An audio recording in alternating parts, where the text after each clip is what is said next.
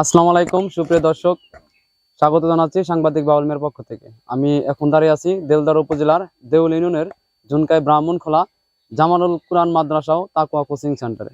তাকওয়া coaching centre থেকে আগামী বৃহস্পতিবার দুপুর 2টা থেকে বিশেষ একটা উদ্যোগ নেওয়া হচ্ছে। আমরা সরাসরি চলে যাব এই প্রতিষ্ঠানের মালিক আরিফুল ইসলাম বিন মুবারকের কাছে। ওনার কাছ থেকে আমরা এটার বিস্তারিত সম্পর্কে জানবো।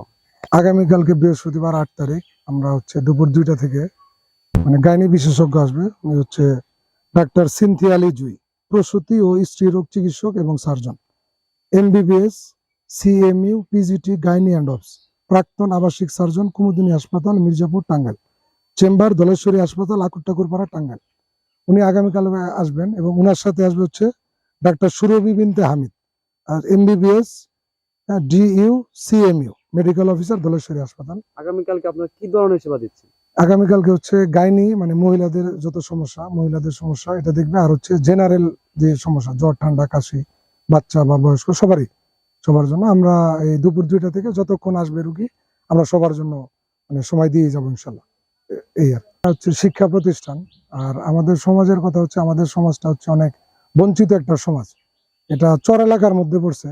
এটা দেলদুয়ার থানার দেউল ইউনিয়ন, জুনকাই ব্রাহ্মণখোলা। এদিকে রাস্তাঘাট খুবই খারাপ একটা অবস্থা, আর আশেপাশে কোনো ভালো প্রতিষ্ঠান নেই। আর যতগুলি প্রতিষ্ঠান আছে ওইখানে না আছে লেখাপড়ার মান, না আছে শিক্ষকের সচেতনতা, না আছে গার্জিয়ানের সচেতনতা, না আছে ছাত্রের সচেতনতা। আসলে আমি কারো এককভাবে দোষ দিব না, ব্যাপারগুলি অনেক দিন লং টাইমের কারণে হয়ে আসছে। কোনো দিক দিয়ে সচেতন না, লেখাপড়ার মান খুবই খারাপ। 9-এর 10-এর একটা ছেলে ইংলিশ তো দূরের কথা, বাংলা রিডিং বললে এটা বলতে পারে না ঠিক মতো, ইংলিশ তো অনেক পড়ে। তো এরই একটা উদ্যোগে আমি একটা মাদ্রাসা করছি। নট অনলি মাদ্রাসা, এখানে মাদ্রাসা থাকবে, কোচিং সেন্টার, নুরানি মাদ্রাসা, তারপর এই কিতাবখানা, হিফজখানা, এবং কিতাবখানার মধ্যে 2টা ডিপার্টমেন্ট হবে। এটা মহিলা, একটা পুরুষ। হিফজখানা মহিলা পুরুষ, এটা 1 by 1। এটা আমার স্বপ্ন। কি কি সুবিধা দিচ্ছেন সুবিধা? আমি হতদরিদ্র মানুষ তাদের জন্য কি সুবিধা দিচ্ছেন? বিশেষ কি হতদরিদ্রের জন্য এখানে 100% পর্যন্ত স্কলারশিপ হবে, যারা গরিব এবং দরিদ্র। এটা আলোচনা সাপেক্ষে, কারণ একদম ফ্রি করে দিলে এটা মূল্যায়ন থাকে না, তখন কোয়ালিটি কোয়ান্টিটিটা বুঝতে হয়। তো আলোচনা সাপেক্ষে আমি 100% পর্যন্ত স্কলারশিপ দিব গরিব মেধাবী ছাত্রের জন্য।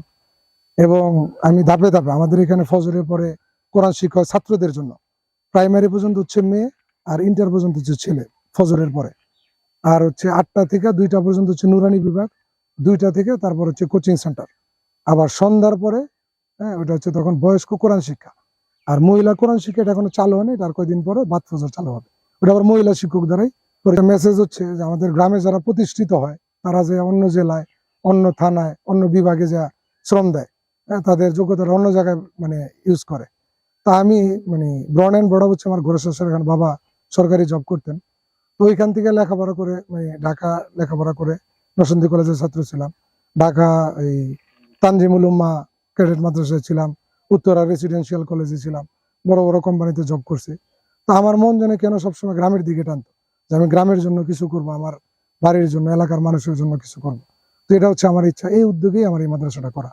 দর্শক, শুনতে পেলেন জামালুল কুরআন মাদ্রাসা ও তাকওয়া কোচিং সেন্টার থেকে প্রতিষ্ঠাতার মুখ থেকে আপনারা বিশেষ কিছু কথা কিন্তু শুনতে পেলেন। সে সাথে সে কিন্তু 2টা মেসেজ আপনাদের দিয়েছে। সেটা আগামীকাল বৃহস্পতিবার দুপুর 2টা থেকে সন্ধ্যা পর্যন্ত, যতক্ষণ রোগী আসবে ততক্ষণ পর্যন্ত রোগী দেখা হবে।